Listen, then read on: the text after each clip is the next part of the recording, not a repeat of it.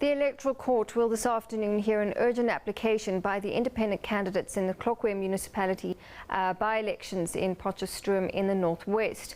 They want the court to interpret the ruling of the Constitutional Court regarding the absence of addresses on the voters' roll. They've also asked for a postponement of the elections.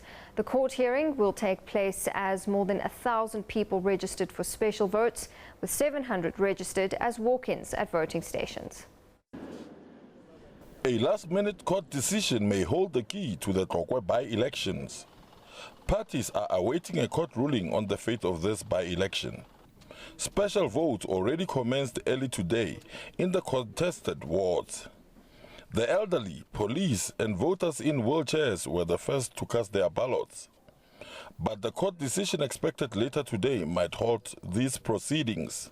It can be either that the relief that we have prayed for will be granted, and that is that we have asked for the certification of the voters' roll to be set aside, and we have applied that the by-elections be postponed so as to clear the voters' roll of the deficiencies that our clients allege. Or the alternative, if the court disagrees with us, the court will probably dismiss the application. The ANC and the IEC, among others, have been cited as respondents in the case.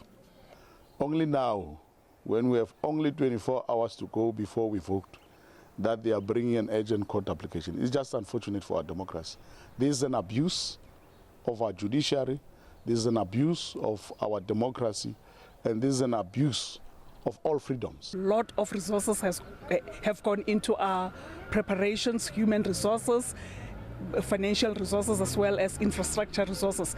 It'll be a great disappointment indeed if we were ordered not to continue with the by-elections. However, seeing that we have not received any instruction from the court, we are continuing as we have planned. The fate of the Tlokwe by-elections will be decided by the Electoral Court sitting in the South Gauteng High Court this afternoon.